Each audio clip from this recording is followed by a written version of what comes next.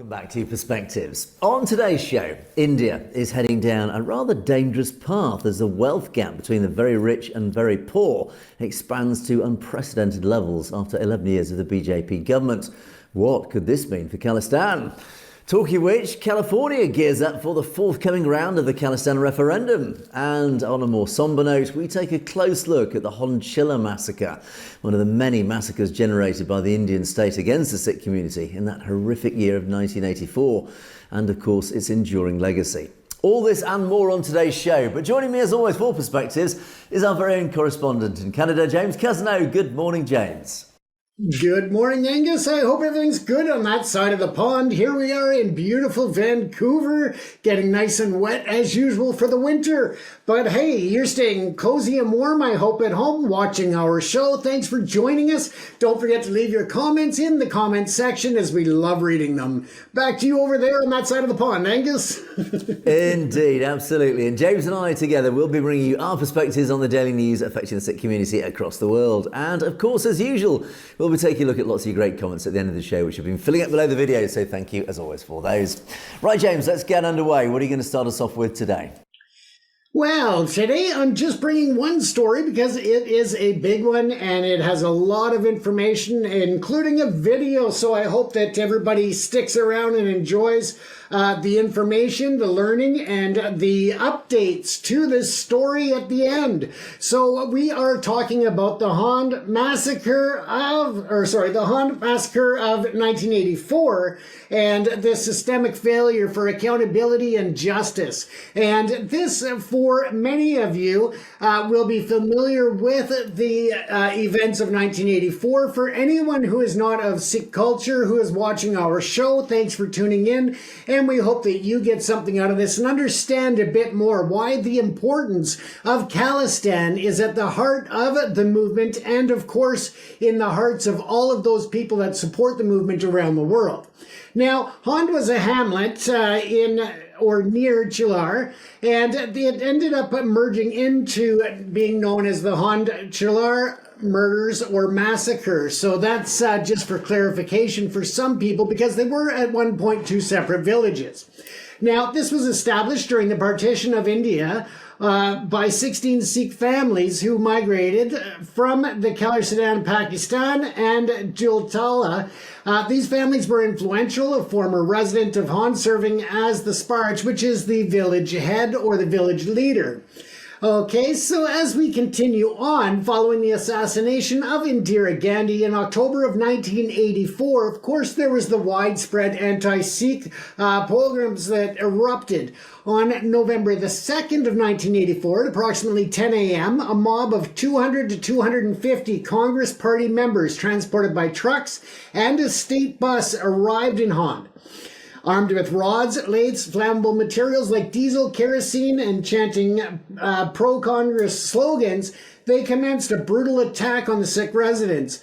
For 4 hours, they murdered 31 Sikhs, burning them alive and destroying their homes and local Gurdwara. Now, it should be noted that not only did they burn them alive, but they actually used tires and anything else to put around them to make sure that they weren't able to get the flames out. And really, just a barbaric and torturous way for them to murder anyone, especially in this situation. Survivors did seek refuge in 3 houses, 2 of which were subsequently set ablaze. Balwant Singh, a villager, retaliated, killing 1 attacker with a sword, and other villagers joined in defense. This resistance brought the massacre to an abrupt end. Now, that night, 32 surviving Sikhs escaped to Rewari in a tractor trolley, eventually settling in Ludhiana and Bathinda in Punjab. Now, as you can see, a memorial marker there in the image on this screen. Now, the first information reports filed by Danpat Singh, the then Sarpanch of Chilar at the... I'm going to kill a bunch of these names, so bear with me, folks, and I apologize, but Jatusana The police station, now in the Rewari district, details the events. It revealed that an initial group of attackers from Hali Mandi had been turned away earlier in the day. However, a larger reinforced mob returned later, intimidating those who tried to intervene. The FIR, or First Information Report, which for our Western viewers, that is essentially the initial police report that is made, or the police filing. That documented that 20 of the victims' bodies were burned beyond recognition. Now, they didn't just burn the men who were fighting. They burnt men, women, and children. They raped the women. They were just barbaric, as I said, in what they did. The atrocities that were committed, the genocide throughout the entire country was going just gangbusters at the time in the most horrific ways. Now, in 2011, the local police claimed to have lost that first FIR, or several of them actually. However, the Times of India subsequently obtained a signed copy of the same from the same police station that had taken the FIR, but also claimed to have lost it, revealing police earlier claims to be false. Now, determining the precise number of individuals charged or convicted in the 1984 anti-Sikh riots, or as we call it, a genocide, including the Hond massacre, is challenging due to many factors. Now, these include obstacles to justice, which were investigations facing significant hurdles, including lost records, difficulties in identifying and prosecuting perpetrators, and some of them who had actually passed away since that time.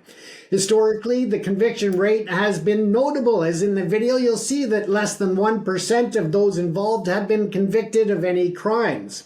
Notable convictions, we've seen in recent years that some key convictions, most notably the life sentence just recently imposed on Congress MP Sajan Kumar, and ongoing court cases such as those involving Jagdish Tytler continue. This is something that we are keeping a close watch on. We will report as these go through, but if history dictates how this goes, a lot of them get turned away from the courts or found not guilty for the simple fact that, again, there is a lot of missing evidence and a lot of missing initial reports and other documentation, which makes it even tougher this many years later to bring justice to these cases. There's also been what I would describe as government and judicial interference in actually holding people accountable for these atrocities that took place. Now, despite the thousands of Sikhs killed, the number of convictions, as I said, remains relatively low, and that is just a failure, considering that there were several inquiries into the events and into the crimes and the police reports that were filed. Now, reports so far indicate that 587 first information reports were filed, and only 28 resulted in convictions, leading to the punishment of approximately 400 individuals. Now, keep in mind that many of these 400 individuals were given much lighter sentences and charged or convicted of much lighter crimes than what they actually partook in. So with that, the specific convictions number for the Hond massacre are difficult to isolate in the broader context of the 1984 genocide. And when we bring that to the account, you also have to remember that most of the buildings, including the Gurdwara, were destroyed by the attackers, and that really destroyed a lot of the evidence that could have been utilized these many years later. So when you look at that, the pursuit of justice in 1984, riots and genocides, the massacres, as I call them, has been slow and often incomplete. As we know, this one recent life sentence that was handed down was very, very important in the fact that they are still moving, at least for some individuals, to hold them accountable. But at the end of the day, the number of people that have been arrested, the number of people charged, and the number of people ultimately facing conviction and lengthy sentences or the death sentence is just minuscule compared to the number of people that took part in these actions. There are reports of MPs and other people that were members of the Congress Party and other politicians, police, and government officials who actually were handing out money, that were handing out alcohol to the Hindus to incite the violence. They were handing out steel rods or rebar rods that they could use as weapons on the Sikh people. And that should show that the accountability factor has definitely been impeded by the influence of political power. And of course, there's other people who are very well off, we'll say, and bribery goes a long way when you're dealing with the India government and India officials. We know that well, Angus, and it's an ongoing problem that it persists even to this day, Angus. Indeed, it's the whole story is shocking, and again, as I always do, I do refer our audience to our series of extra long, deeply analytical shows that we produced a couple of years ago on the anniversary of the massacre, of the genocide. Let's call it what it is. And the events are horrific. Every time I talk about it, I almost get emotional about it because they are just so. They are humanity at its absolute worst. The acts that were perpetrated against totally innocent men, women and children.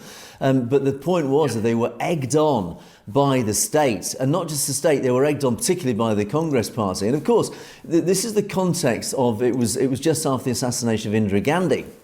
And so that was used as the catalytic event, essentially, to turn as many Indians against the Sikh population as possible. It was used, the whole event was leveraged deliberately by, it wasn't just a simple act of revenge, it was a catalyst that allowed those who hated the Sikh community to turn the people against the Sikh community, as if it was justified the violence that then ensued over the next 3 or 4 days. In fact, it's a few more days than that.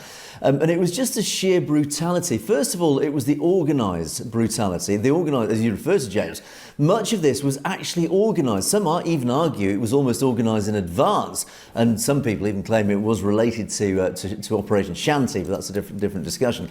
But it was the fact that people, these mobs, weren't just randomly collecting together in the streets. They were actually being bussed into areas. People were collected and brought together, then put on buses and then sent to areas where the Sikh community lived. And they were actually handed out address lists of where Sikh families lived. So again, all organised. And at the time, cars were seen that belonged to officials of the Congress Party. So again, it implies that the Congress Party, or at least elements of the Congress Party, were deeply entrenched in this act, in this genocide. They first of all perpetrated it, and they encouraged it, and they ensured it then went ahead and targeted the people that they wanted to target.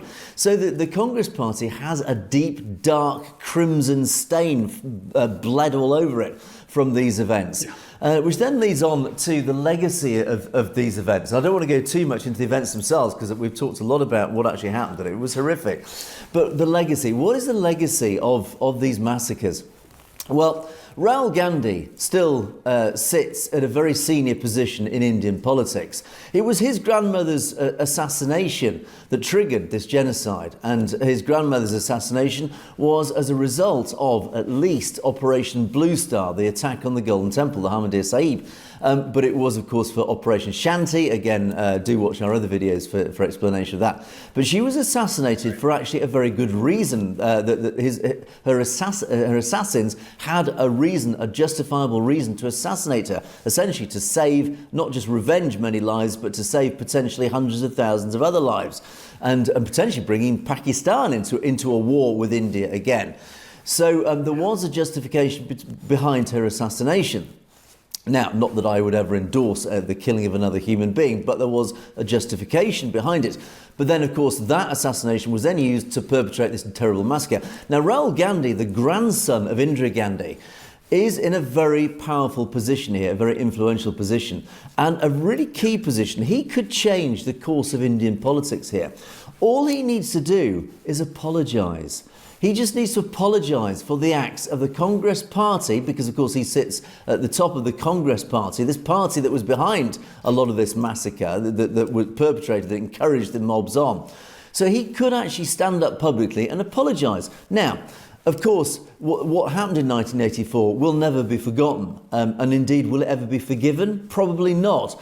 but at least an apology on behalf of the Gandhi dynasty, because of course, don't forget, it was Mahatma Gandhi, it was Gandhi originally back in partition that was partly responsible for, again, the legacy, the terrible legacy of the Punjab now, and the genocides that occurred in partition. So his whole family, his whole dynasty are covered in blood. They are drenched in Sikh blood. All he has to do is stand up and apologise, and that will go a massive way to making amends. Also, in terms of justice, justice delayed is justice denied. And again, this comes back to the Indian state. So it's not just the Congress Party and the Indian state. It is the actual Indian state itself that holds a complicit hand of guilt in these acts. Because even today, many of the guilty run free. Many of the guilty have since died and got away with it. They got away with what they did on those dreadful days and nights. But there are many who are still alive, who still need to face justice. And Sajjan Kumar's just faced justice. He didn't get the death penalty, he got life. Now, what does that mean? It's irrelevant almost. The guy is already a pensioner, he's elderly. He spends his final years in prison, but he spent the best years of his life free, running free, whereas tens of thousands of Sikh men, women and children are dead from 1984. They didn't get to live the rest of their lives. Sajjan Kumar did get to live the rest of his life free, and he's going to spend his final years, the years with less value, let's call it, in prison. He's going to be dead soon anyway, of old age. He should have got the death penalty. There are many others running around who should be facing justice and still are not facing justice. Again, it's another failure of Indian justice. And I also like to draw a parallel with Israel on many of these issues. Israel, after the Holocaust, spent decades pursuing justice, ruthlessly, brutally, but they brought many men, even in their 90s, to justice. They were physically dragged into a court of law. They faced the full wrath of Israel's law for the dreadful acts, the genocide that these evil men committed against the Jews. This is what the Sikh community need to do against these perpetrators, is follow that same example. It doesn't matter if these guys are in their 90s, they must face justice. They must face the full ruthless justice that the Indian state is not providing. And this is why we need Khalistan, because Khalistan will pursue these people. Khalistan, I have no doubt, will set up a commission like Israel did. They will set up a justice commission to track down, chase and bring to justice, physically drag these men to justice in Khalistan to face the court of law and face the justice that they deserve, James. That is what's missing. That is why we need Khalistan, because only Khalistan can deliver genuine justice for those evil events of 1984. Absolutely, Angus. And we'll take a quick look at we'll look at this video here. And I'd like to thank The Wire, the BBC, the Hindu Times, and of course, Representative Donald Norcross of New Jersey, who stood up several years ago in 2022 and recognized the Sikh genocide before Congress. So I think that was an important point as well. But we've gone back over 10 years in some of these videos to really look at the totality of the story of the Sikh genocide and what are a lot of times referred to as the riots that were much more than that. And we know that the death counts that are officially released are much, much lower than the reality, as even back as far as 2011, they were still finding mass graves, Angus. So let's take a look at that, and then we'll carry on. Purposes, gentleman from New Jersey seek recognition. Request to address the House for 1 minute. No objection.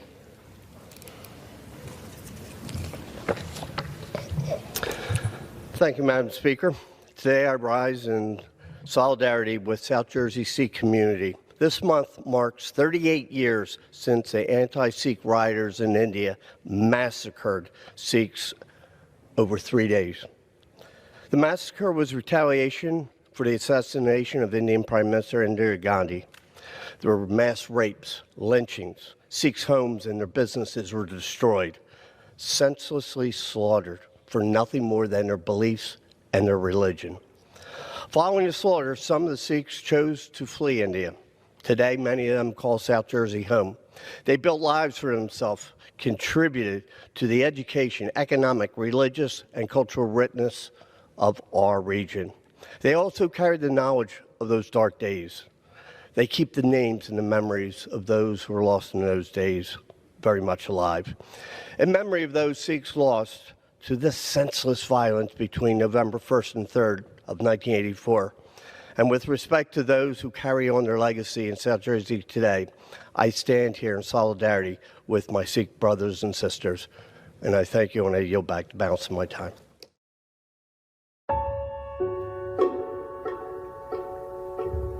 इतना time हो गया है, अभी भी हमारे जख्म ताजा हैं। इतना बड़ा जुल्म हुआ है हमारे साथ। The crowds have already attacked Sikhs and burnt buses. India is a land of strong feelings between communities, feelings which can easily take an ugly turn.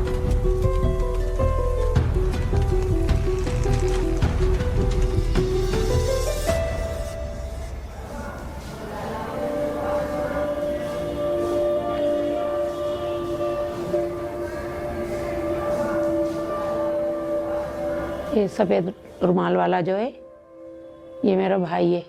18 साल का था उस टाइम। इसको भी 84 में मार दिया।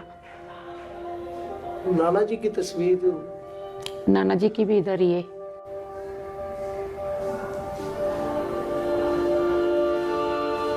ये मेरे पिताजी हैं। ये नाना जी, काले पटके वाले।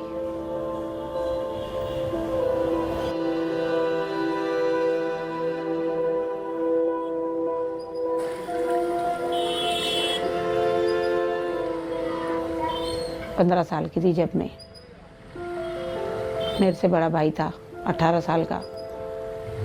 सारी फैमिली इकट्ठे रहते थे, साथ में चाचे ताऊ के भी मकान थे। एक ही गली में पूरा परिवार था, तो खूब अच्छा लगता था।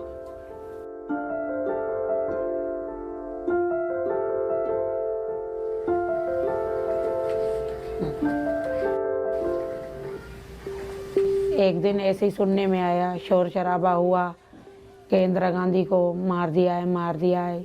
Indira Gandhi, ruler of the world's largest democracy, died today, shot down by two of her own bodyguards. They were Sikhs taking revenge for the invasion of their temple in June. बस यही बातें चल रही थी कि इंदिरा गांधी को सिखों ने मारा है और शायद अब हमारे ऊपर अटैक करेंगे। फिर शोर शराबा इधर से उधर, उधर से उधर, शोर शराबा बहुत हो रहा था। शाम के टाइम जब अपनी छतों पे चढ़ के देखा तो चारों तरफ धुआं धुआं लग रहा था। पता लग रहा था कि भी जो ट्रेनों में, ट्रकों में, बसों में सफ़र कर रहे सरदार, उनको मार रहे हैं। फिर 1 तारीख हुई जब सुबह, तो हिंदू लोग थे जो, वो पूरी भीड़ की भीड़ आ गई थी। दरवाजे तोड़ तोड़ के घरों में आग लगा रहे। चारों तरफ से यही आवाजें गूंज रही थी, मारो मारो मारो। हमारे पिताजी भी कह रहे थे कि बस अब एंड आ गया है हमारा, हम नहीं बचेंगे अब। हमारे पिताजी भी कह रहे थे, वो भी बहुत डर चुके थे। हमारे पिताजी और हमारे भाई ना, वो कह रहे थे कि हमारे ना रिश्तेदार रहते हैं, हम वहाँ जा रहे हैं। वो घर से निकले ना, तो वो भीड़ खड़ी हुई थी, उस भीड़ ने हमारे सामने मार दिया। जितने भी, जहाँ भी सिख भाई मिल रहा था, सरेआम उनको जिंदों को गले में टेर डाल डाल के जला रहे थे। हम तो बहुत ही डर गए थे। लाशों का ढेर देख देख के अपने होशो आवाज खो दिए थे हमने तो। लाशों के ऊपर पैर रख रख के निकले कॉलोनी से। हमारे को भी घरों से बाहर निकाल दिया था।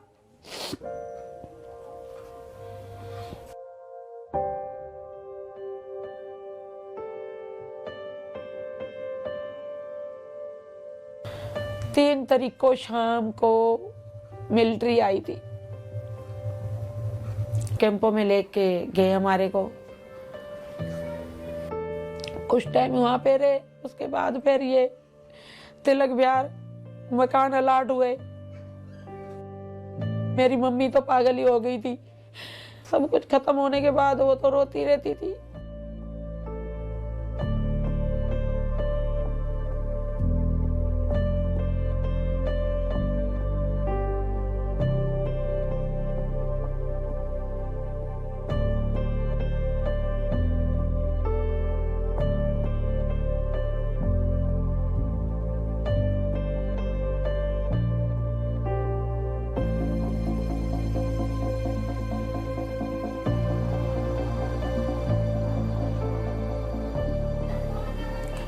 हम तो यही चाहते हैं कि हमारे साथ तो जो सरकार ने करा सो करा, हमें न्याय दे और आगे से ऐसा जुल्म किसी और के साथ सरकार ना करे। जैसे हम रो रहे हैं ऐसे ही किसी और के बच्चे ना रो अपने परिवार के लिए।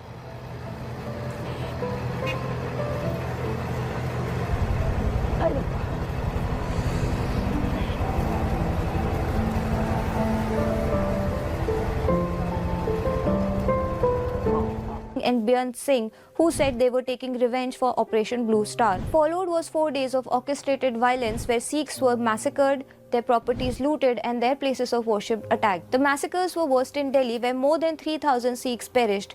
But Kanpur, Bokaro and other North Indian cities were also affected. The pattern everywhere was same. Congress leaders led the violent mob and police turned a blind eye, refusing to help the Sikhs who came under attack. In Delhi, Sultanpuri, Mongolpuri, Trilokpuri and other Trans-Yamuna regions were the worst affected. The mobs entered Sikh neighborhoods and started killing Sikhs indiscriminately, destroying their houses and shops.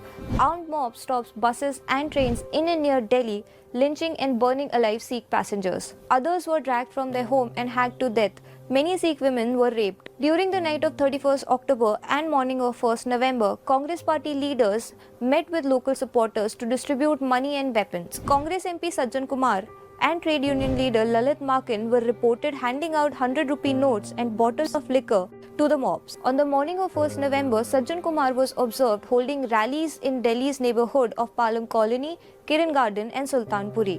In Kiran Garden, Sajjan Kumar was observed distributing iron rods from a parked truck to a group of 120 people and ordering them to attack Sikhs, kill them, loot them and burn their properties. During the morning, he allegedly led a mob along the Palam Railway Road to Mongolpuri, where the crowd chanted, "Kill the Sardars and Indira Gandhi is our mother and these people have killed her." In Sultanpuri, Moti Singh, earlier a Sikh Congress party member, heard Kumar make the following speech: "Whoever kills the son of the snakes, I will reward them.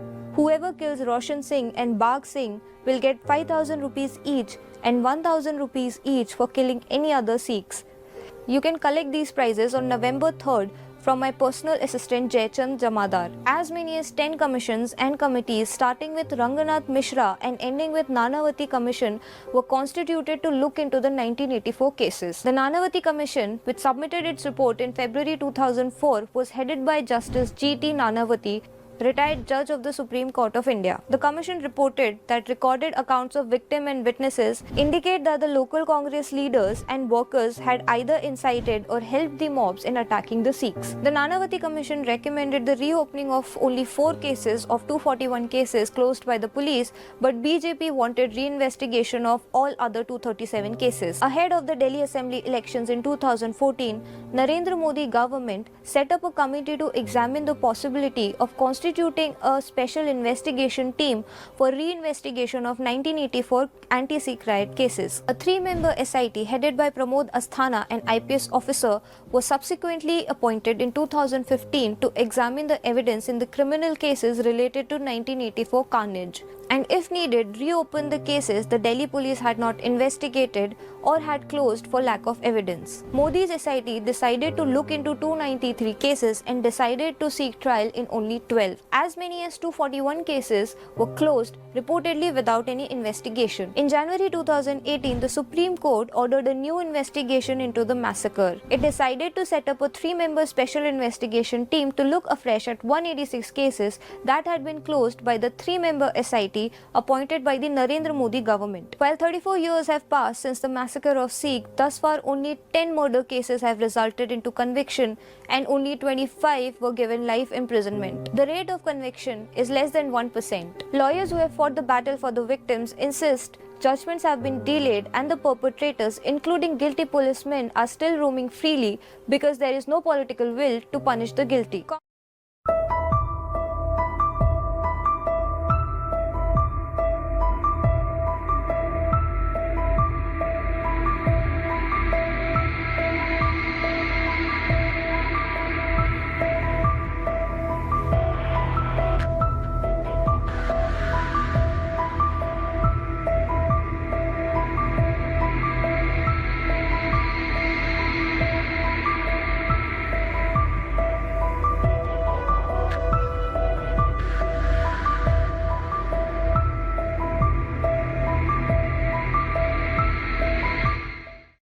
हमारा तो ये मानना है कि देखिए फांसी तो होनी ही चाहिए।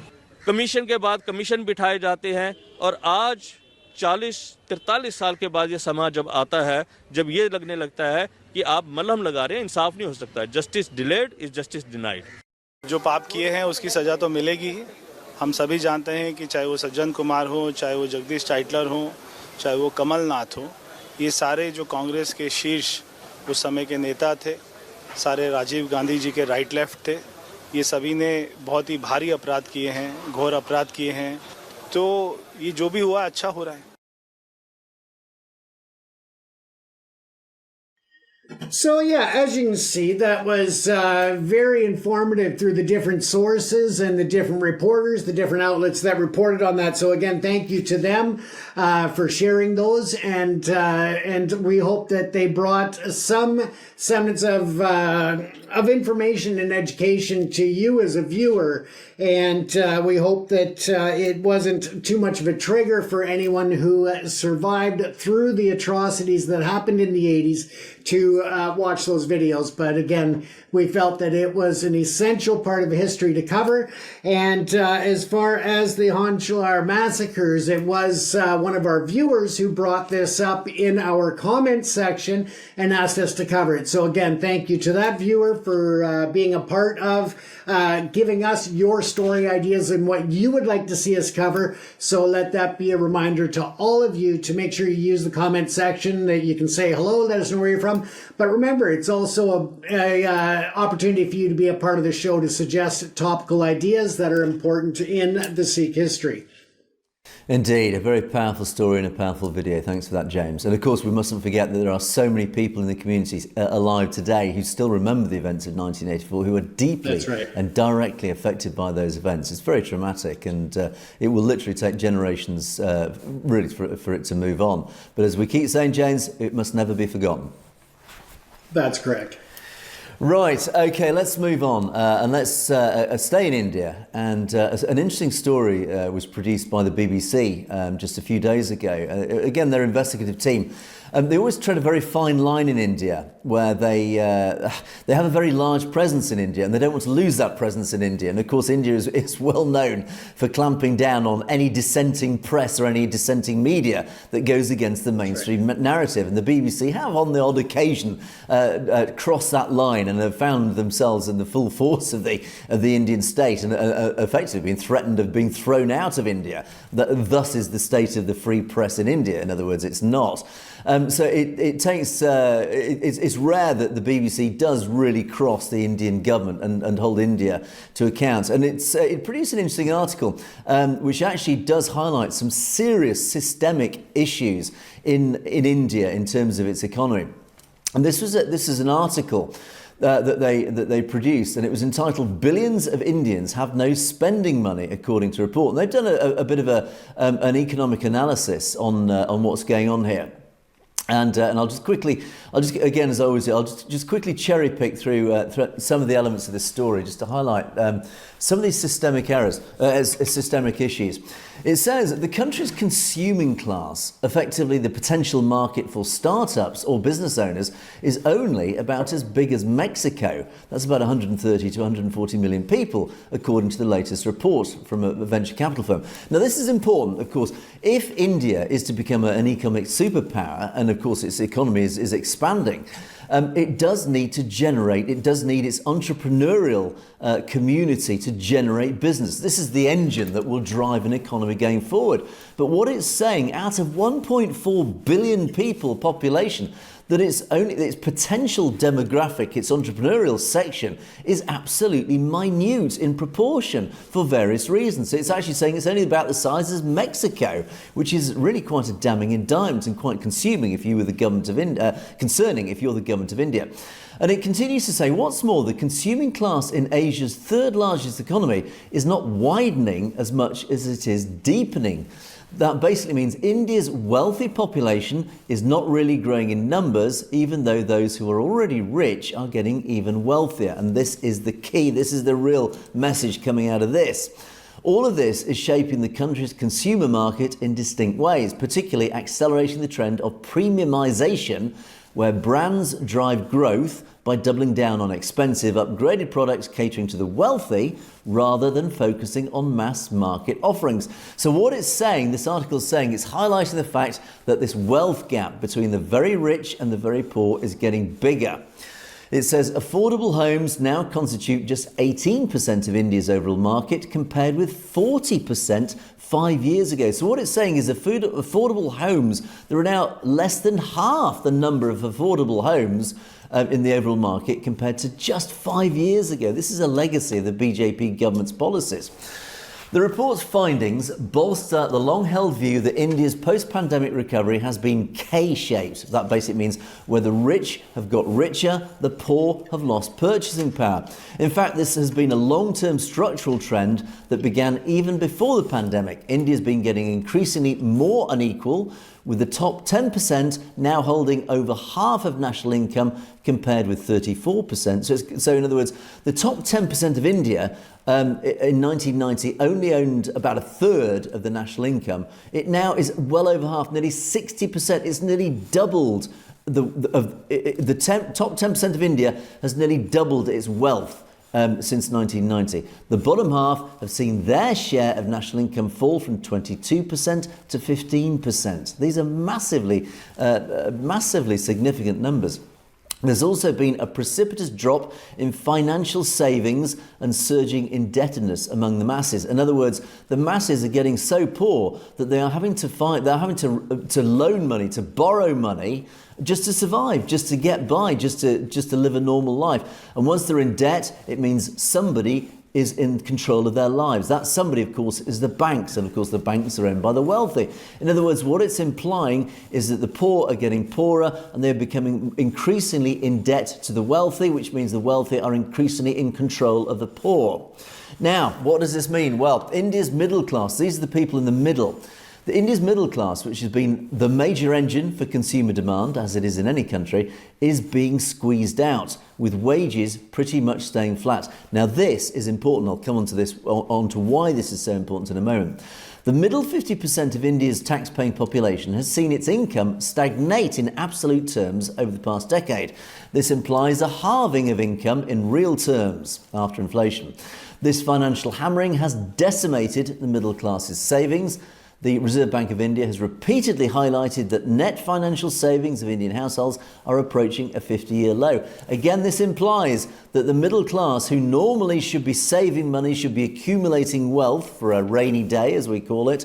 In fact, their savings are decreasing. They're having to dip into their savings, their life savings, again, to survive. In other words, they are getting poorer. So again, it's exacerbating this situation where the wealthy are getting wealthier and the poorer are getting poorer. Now, this has primarily happened since 2014, of course, these last 10, 11 years, since the BJP have been in power.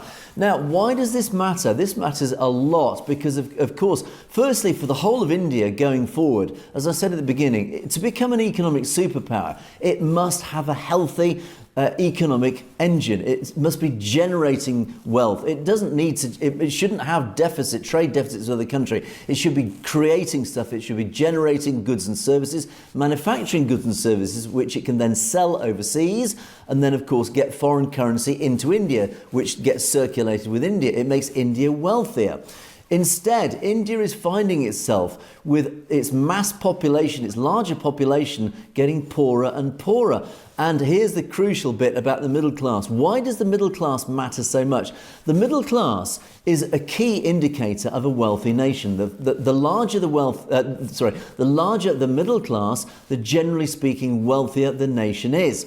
Look at China. China has one of the fastest growing middle classes on the planet. The middle class in China is growing enormously, and that middle class is generating wealth, it's generating business, it's funding businesses, it's growing new startups. In China is an absolute economic miraculous engine because the middle class is growing, it's recirculating its wealth back into its industry, it's growing new startups, and that is a success story. India is doing the opposite. It is squeezing out the wealth. That wealth is channeling up to the 1%, well, in this report refers to the 10%, but in reality it's the 1%, the billionaires effectively are getting wealthier in India. Now, again, why does this matter so much? Firstly, as an economic powerhouse, India is going to fail. It is destroying its own economic platform, its economic engine. It's actually, it's taking the lubricant out of its engine. It's going to grind to a halt one day. Now, the other issue, and this is a warning to the Indian government, learn from history. When a nation loses its middle class, that leadership is in trouble. Why? Because the middle class is the buffer zone between the proletariat, the lower class, the working class, and the upper class. When the lower class have less to lose and become poorer and poorer, it means they've nothing to lose. They turn on their leaders. The only thing that stops that is a middle class. The middle class is when the working class move upwards, accumulate enough wealth and life quality that they don't want to turn on their leaders because they're happy, thinking, I'm quite happy as it is. So they are the buffer, they are the cushion between the revolutionaries, let's call it, at the lower class and the upper class. In other words, they stop the lower class from revolting and rebelling against the upper class. You lose that middle class, more and more people sit in the lower class, you've got more people willing, with less to lose, who are willing to turn on the upper class. And that quite often, as history has proved, turns violent. So let that, James, stand as a warning to the Indian government, is that this increasing wealth gap, all you're doing is you're increasing the lower class, the poorer people who have nothing to lose, but turn on the government. That is a history lesson, James, that I think the Indian government are going to need to keep an eye out on.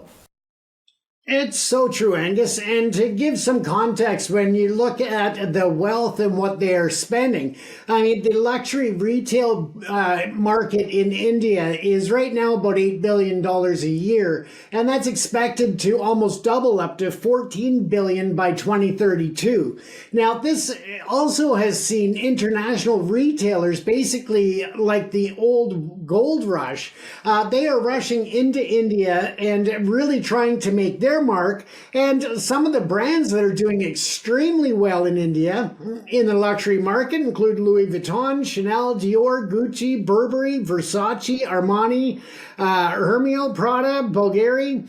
And you look at markets such as gold and diamonds, the market has increased 5 times. The amount that was spent in 2023 has increased 5 times in 2024. And when you look at luxury watches alone, just the luxury watch market has actually skyrocketed from 2023 to 2024. It increased 6 times, Angus. So it really shows that there is a huge growth in the for the wealth, but the middle class, as you say, are the ones that are paying the price and being stripped of that little bit of comfort that they had. Indeed, and there are hundreds of millions of Indians living in the most dreadful poverty. Yet there are the Gautam Adanis of the world who are striding around the world as billionaires. India has a space program, as I often refer to.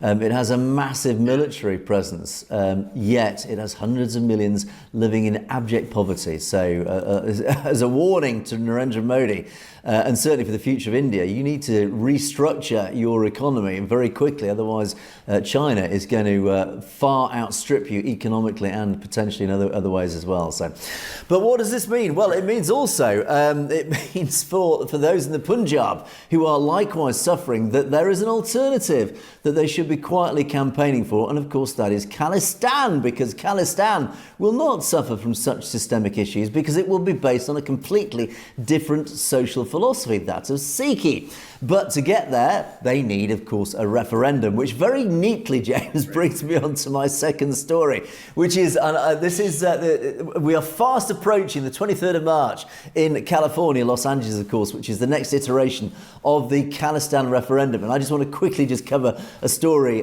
leading up to the referendum. This is something that happens, I think has happened in North America prior to every referendum iteration. And that is, of course, the car rallies, these magnificent car rallies which occur. We've seen them in Canada, we've seen them in the United States. We don't seem to do them really over here in Europe, which is such a shame because they do make such a great spectacle. But certainly in Fresno, California, just a couple of days ago, they had a massive pro-Khalistan car rally organised by Sikhs for Justice, again, the organisers behind the referendum itself. Now, the rally was known as the Kisan Hul Khalistan car rally. Now, I've Googled Kisan Hul because I'm still trying to work out what actually does Kisan Hul literally mean. So maybe our audience can educate us, James, what Kisan Hul actually translates as. According to Google Translates, one translation was cat's claw, which I don't think was right, and another translation was going to the race or something. And I think that's probably more closer to what it means. I think it means just going to an event. Right. Maybe that is, it literally translates as car rally, I don't know. But anyway, our audience, I'm sure, can help us out on that one. Anyway, it was called the Kisan Hul Khalistan car rally. And over 500 vehicles, including cars and these enormous trucks that they have in the States, decorated with these wonderfully colourful flags of Khalistan and banners. And of course, they raised slogans in support of Khalistan. Now, one of the key highlights of the event was, and again, Sikhs for Justice clearly behind this, was this wonderfully provocative effigy of Prime Minister Narendra Modi depicted in shackles, and of course a large banner around his waist saying, "I killed Najjar." So there's a very, very unambiguous statement there, James, as always, of who was behind the killing of Hardeep Singh Najjar. So again, Sikhs for Justice making sure that the world's cameras see who they are absolutely convinced was behind the murder of Hardeep Singh Najjar.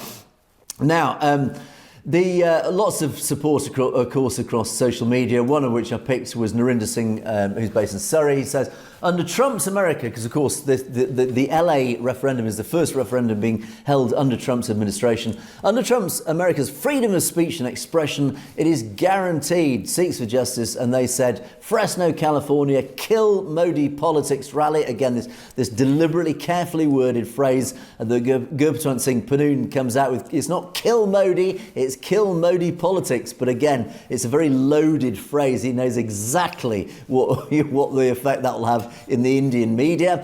Over 500 Khalistan cars and trucks calling for Kisan Hul Khalistan. And again, it's the first referendum under Trump's America. And so, James, yeah, it's once again, they've taken to the streets. It's wonderful to see these car rallies are always so very colourful, very noisy, very enthusiastic, very, very happy events. It's always great. All the coverage that we see of these, always lots of happy, smiley faces, loads of these wonderful Khalistan flags in these huge, long lines of cars and trucks. What it does, as I often say prior to these events and post these events, is it's so valuable as a visual tool to educate the general public, the wider public, about Khalistan, about the concept, about what it is. Because people say, what is this? What is this Khalistan thing? And it means people are asking the key questions, and of course the community can then respond. It is about our sovereign state. It is about democracy. It is about us. You probably don't know about this, but we are delighted to explain what it is. We are a community that have been denied through terrible state oppression of India. Of course, people have such a false impression of India globally. So again, it's educating people about the dreadful events that India has perpetrated against the community, and what the solution to those events are is, of course, Khalistan. It is a a sovereign state. People are always quite happy to get behind causes like this if they feel it is a justified cause. So again, it's all about education. So if you get out there with Khalistan flags out into the public, people ask those questions, and you can with a very enthusiastic smiley face explain this is why we're fighting for. We've been oppressed for decades, but we are fighting for our own sovereign state. It will be a wonderful new democratic state in the world, and people will then get behind and align with that cause. So it's a wonderful thing, James. Very important to get out there, take to the streets, as indeed the community has in California once again.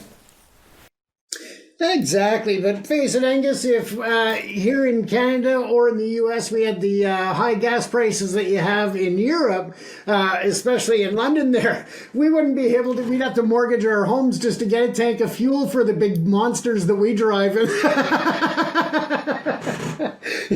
But no, seriousness, yeah, it's really great to see the car rallies. It is a very lively and energetic event that brings a lot of excitement to town and really raises awareness in the entire community. As you said, those bright, beautiful yellow flags flapping away with the blue there, contrasting.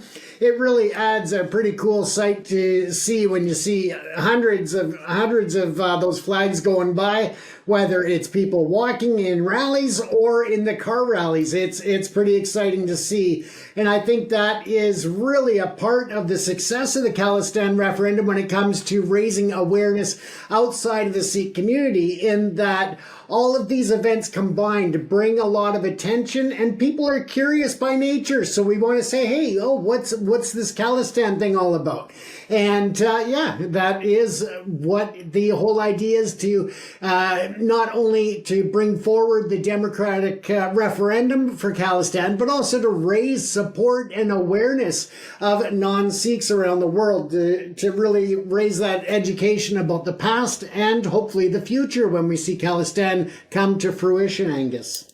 Indeed, and I think you're absolutely right about the gas or petrol prices here in Europe. I think our rallies probably would be more in the form of bicycle rallies, but then of course it never stops raining here in the UK, so maybe it'll be an umbrella and bicycle rally. So anyway, let us move on to our comments section for the show. Right, Khalistani Jat starts us off. Without the balkanisation of South Asia, it's not possible to bring sustainability in that part of the world. I think by sustainability, I think you mean stability, really. And Danny then responds. Danny's been very active in the comments. Thank you, Danny, for your contributions on this. Danny says, well, why should it be balkanised? Just because the Punjab was, today Pakistan is, rest of us get along. In other words, we all get along. We've got small differences, but no big deal. Why can't we all get along? Well, I would say, actually, and I think Khalistan Jat is right, actually, is that stability can only happen if India is broken up. They think it's stable now. It's not stable. It's increasingly fractious. I would say India is increasingly fragmented, particularly under this RSS kosh, this brutality of the RSS, particularly against the Punjab and J&K.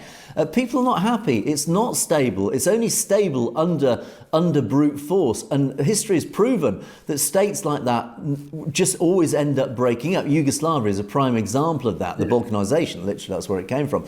And then Danny says, look, why can't we all just get along? Well, yeah, in a perfect world, we all would like to get along. But it's all right if you're a Hindu, and I think you are a Hindu, Danny. It's fine if you're a Hindu, because the India is majority Hindu, so India is geared up to look after its Hindu population. It's the minorities that are suffering. If you were a minority, Danny, I'm sure you would feel very differently about this. It's very easy and comfortable to speak as a Hindu, saying, well, look, why can't we all get along? Well, you're not the one that is the target of this oppression, this state oppression, and that's why people are so passionate about this, James.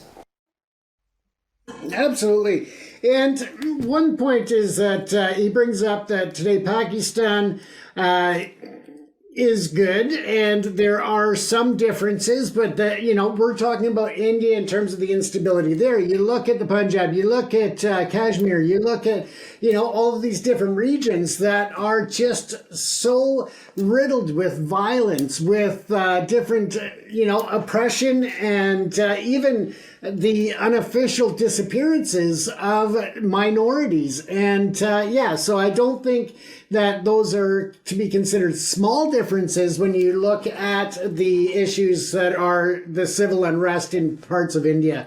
And to bring that stability and peace, I think it's going to take the balkanization, Angus. Yeah, and I think an interesting, there's a film just been released called Article 370, and it's about how Modi revoked Article 370 of the Indian Constitution, essentially so he could take full control of J&K, Jammu and Kashmir. And if you watch this, I've not seen the film, but I guess I can predict how it goes about. Essentially, it's just another piece of Indian Bollywood propaganda saying how wonderful Modi was to so peacefully bring peace and stability to J&K. And of course, you look at the right-wing social media, it's saying, yeah, look how amazing Modi was, without firing a shot, has managed to bring peace and stability to J&K. Well, you ask the Muslims in J&K, they're not happy. They were, again, brutally suppressed. Their human rights were totally ignored. The leaders, the political leaders, were under house arrest every time that they tried to raise any objections to India taking full control of J&K and revoking their reserve status that was written into the Indian constitution just so Modi could then take full control of J&K. And that has been completely whitewashed again by the Indian media, saying what a wonderful job Modi did. And again, from the Hindu perspective, yeah, isn't Modi wonderful? But you ask the average Muslim in J&K, and I'm sure they've got a slightly different view on that, James. Absolutely. And again, it's something that we've got to look at from an international standpoint, but also we look at a lot of our information, Angus, and we are going off of what we find online through the media.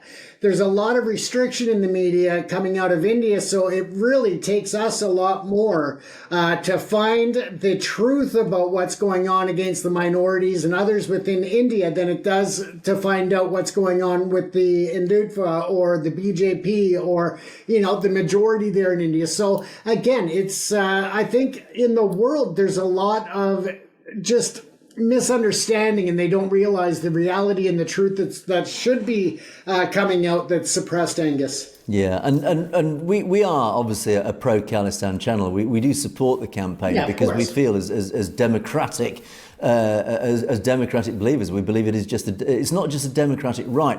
We just think it's inevitable, and the message to India is really just why not just bow to the inevitable, stop the pain, and just get on with it, just get it over with, and then the world can move on, and India can move forward as a federation of independent states that all work together more peacefully and more stably. That really is the argument. So anyway, we must move on, James, because we're spending a lot of time on that one.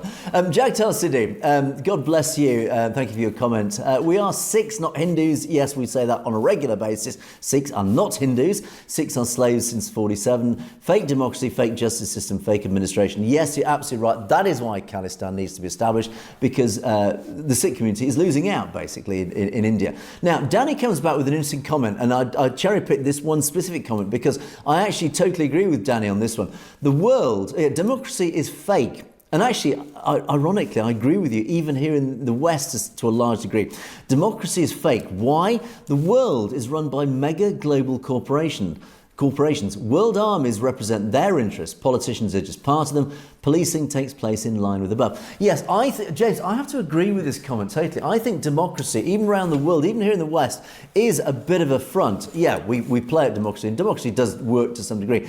Ultimately, and increasingly so, I believe the world is becoming almost like those dystopian movies that they used to produce, where the world is run by corporations, a small number of corporations. I think we're almost moving into that situation where corporations, these big powerful corporations, and literally we're looking at Google, Microsoft, Amazon, are these organizations starting to take control of politics? Because of course they've got the money, which means they've got the power, and therefore the state instruments like the police and the armies, whatever, they end up working for these corporations, James. It's a conspiracy theory, but I happen to believe that is the way the world's going. Absolutely, and we'll just have to watch and see how it unfolds, Angus. But again, it is such a powerful group of people at the helm of these corporations that are really dictating a lot of world policy, a lot of geopolitical climates, and actions. Yeah, so Danny, I would certainly agree with you on that one. That's an interesting thought, and actually, I would say just generally, just always keep in mind that if God forbid the dystopian future does take place, always just remember the phrase "We are many, they are few." That's the only thing that can defeat the oligarchies or the corporations like that. So, Hardal Singh, one for you, James. James, my humble request: why don't you interview Jagmeet Singh? I have responded to this comment online. I have been hounding their press office and his assistants to try and get it scheduled. They did say that they would do an interview, but then I've been just playing chase. They keep saying they're trying to work on scheduling or this logistics, but we haven't nailed anything down yet. So if you are here locally in Canada, and I just mean locally Canada because we are an international audience here, but yeah, send an email over to his office and say, hey, the guys over at Perspectives are waiting for you to really commit a day and time for this interview. So again, we are working on it. We are trying very hard to get him nailed down for an interview. So watch this space, as James said. Right, Fateh Singh came up with, this is a long thread, and I've only taken a few comments from this thread, but there are some really important comments that came out in this thread, and Danny actually was very active on this thread as well. It was a very interesting backwards and forwards discussion. Obviously, we don't have time to do the whole thread, but I just picked a few comments from this thread. And Fateh Singh says, stop wasting your time with acts and promises before 1947. This refers back to the story of the 1925 Act instituted by the British, the Gurdwaras Act. And what Fateh is saying is, look, don't waste time with that. Focus on the establishment of Khalistan. No other solution. Yes, I agree with you, but I disagree. We do. The Khalistan movement needs to be intelligent, and if you do watch. Just watch that part about the story and why it was so important. You'll understand it is an important stepping stone. Khalistan can't just happen just like that. You need to put the legal building blocks in place to make sure that it can happen, because otherwise it's too easily defeatable by India. The only way to defeat the Indian state, to force them to recognise the establishment of Khalistan, is to play by their rules, to play their game, which is you've got to do it step by step. You've got to put those important foundation pieces in place so that the Indian state can't then knock those foundation stones out of the way. So the 1925 Gurdwaras Act is one small part of that, is that one small cog of the big machine, let's call it. So, but anyway, but then Danny did wade in, but Fateh Singh came back and said, the disintegration of the Union of Disunited States of India is a must. Yes, you're absolutely right. And this comes back to, James, I think what I was talking about earlier about the wealth gap growing. The only solution is Khalistan, and Fateh Singh does actually effectively confirm that. And then an interesting comment then signs off the thread by saying, look, there are 70 Christian countries, there are 57 Muslim countries, 8 Buddhist countries, 3 Hindu countries, but there are no Sikh countries. Hence why we need Khalistan. There's even one independent Jewish state, Israel. Of course, I often draw parallels to Israel. The Jews have their own sovereign state of Israel, which is universally, not universally, I'll rephrase that, it's probably the wrong word. I would say is generally globally supported, certainly supported by the West. But Sikhs do not have their own independent Sikh state. And again, in response to one of Danny's comments, he said, look, even if Sikhs have a sovereign nation of their own, it doesn't stop them living all around the world, even in the diaspora. That doesn't stop them having their own sovereign state, because Muslims have 57 countries, but they also live around the world. And likewise, lots of other religions have their own sovereign nations, but they also have diasporas as well. So the point here, James, is very powerful. The justification for Khalistan is, look, every other religion pretty much has their own state. Why on earth can we not have an independent Sikh state of Khalistan?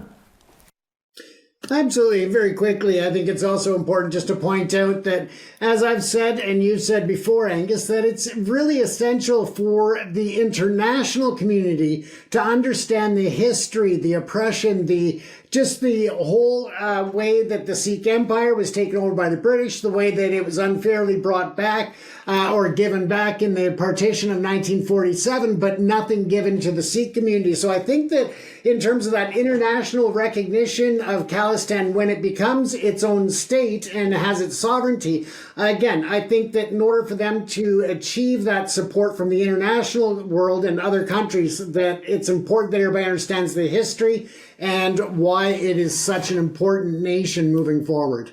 Indeed, absolutely well said. Awesome Stevie. Oh, here, this is the guy. I finally found it.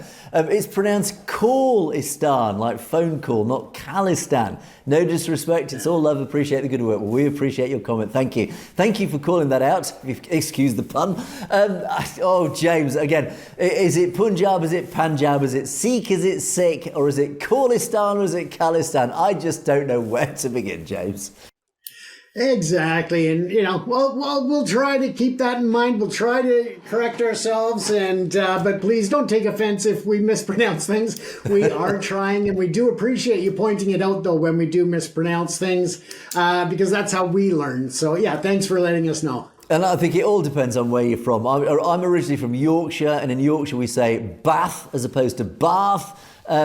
Likewise, Khalistan or Khalistan, maybe it's just from where we're from, but you know what we mean when we refer to Khalistan. I'll probably keep calling it Khalistan because that's what I've always called it, but you know what we mean. But thank you so much for pointing that out, and hopefully our audience will. And again, absolutely no disrespect meant to anybody out there, so... Indeed. And a quick shout out from Achar Singh Gill, one of our regulars. James and Angus, Sat Sri Akal from West Midlands. Well, a Sat Sri Akal to you, Achar Singh Gill, and likewise to all of our viewers in the West Midlands, because I do know we do have an awful lot of viewers in the West Midlands, around Birmingham area and that sort of area. So a big hello to you guys. I did meet many of you during that event of the sentencing. Anyway, let's move on. And Hardar Singh says, thanks James and Angus, your details are impressive, an eye-opener for those with genuine interest. Well, again, it comes back to this message, James, that we are here to hopefully educate and inform. We are not experts, we are not subject experts, we are learning just as much as our audience, but what the whole purpose of Perspectives is to pass our learning on as we learn these things, to pass it on to our audience. Of course, our audience are very knowledgeable, as fortunately as they let us know on a regular basis in the comments, and they indeed educate us. But we are here really just to pass on and be a conduit, let's call it, James, a conduit for the truth and information to our audience who might not know stuff that we do talk about sometimes. Absolutely. And again, we try to reach a very broad audience. And on that, before we continue, Angus, I just wanted to apologize to anybody last night. We were talking about Jaggy and the fact that he was picked up going to the store. We brought up that it was going to the local shop for cigarettes or whatever. It was just an example. It wasn't saying that he is a smoker. We know that is something that is against Sikhi, that Sikhs don't generally smoke. So anybody that took offense to that, it was just a reference. It wasn't actually saying that he was going for cigarettes. Well spotted, James, and a big slap on my wrist for that. I mean, I of all people even covered a story recently of the National Health Service in the UK used a Sikh for an anti-smoking poster, which of course raised the ire of the community, understandably so, because of course cigarettes are banned under Sikhi, and I stupidly, you're absolutely right, thank you for calling me out in that, and our audience, you should have picked me up on that. That's a huge error. I was trying not to call you out directly, Angus. I just wanted to make sure that an apology was sent out there to correct it. Indeed, absolutely. So of course it was a slip of the tongue because in the old days we used to pop out for cigarettes. Of course, in the Sikh community you do not do that. So my huge apologies. I'm sure our audience hopefully will forgive me for that ridiculous slip. Anyway, let's quickly move on to the final comment on that one. Mankind Success says both journalists Angus and James are true human beings and voice of Sikhs. Well, all I would say to that is we're not the voice of Sikhs. We are just one small pair of voices of the Sikhs. There are very, very many active campaigners out there, and it's those people that we really pay tribute to. We are happy to support those who really take the forefront for the Sikh community. You are up against an enormous foe. You are up against the might of the Indian state, as indeed you have been since, well, I was going to say 1947, but even before then. It is a very, very tough battle. It is an uphill battle, but with the might and the power of the philosophy of Sikhi, I have absolutely no doubt that the community will prevail. All James and I are doing are just playing our small part because we genuinely feel that the democratic principles of Khalistan, the democratic principles of the community should be heard amongst a wider audience, and we are happy to lend our small weight behind that, James. We are happy to bring the truth, to educate, and hopefully drum up a little more support for the cause of Khalistan, James. That's right. And yeah, couldn't have said it better, Angus. Indeed. So, James, we must bring Perspectives to a close for another day, but thank you so much for watching as always. Thanks for all your support, your continuing support. Please do keep those comments coming in. Loads of wonderful comments coming in, which have been really appreciated. Always highly educational and sometimes highly entertaining as well. So do keep those coming in. Again, a lack of Critics Corner, James, which is slightly disappointing, but I'm sure, no doubt, that our critics will be back in force once the Hindutva forces get hold of one of our videos again, as they tend to do on a regular basis. But do keep your comments coming in. Don't forget you can message us directly at satlowstv.com on anything you'd like to bring to our attention directly that you don't want to put in the public domain. But in the meantime, that's it for another show. Thanks so much for watching. It is a goodbye from me. It is a goodbye from James. Stay safe, everyone. You've been watching Perspectives. We will see you next time.